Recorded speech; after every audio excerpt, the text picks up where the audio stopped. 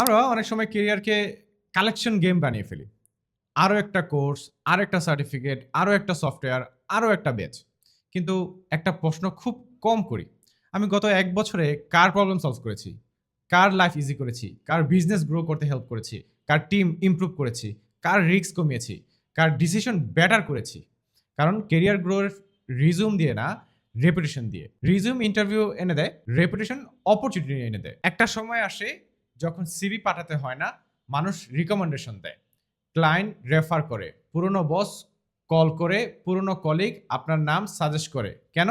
কারণ career network দিয়ে grow করে না, কেরিয়ার গ্রো করে মানুষ আপনার সম্পর্কে কি এক্সপেরিয়েন্স নিয়ে গেছে সেটা দিয়ে। তাই আমি একটা কথা বিশ্বাস করি, কেরিয়ারের সবচেয়ে বড় লাই হলো ভালো স্টুডেন্ট হলেই ভালো কেরিয়ার হবে, বিষয়টা এরকম না। ভালো লার্নার হলে ভালো কেরিয়ার হওয়ার সম্ভাবনা অনেক বেশি।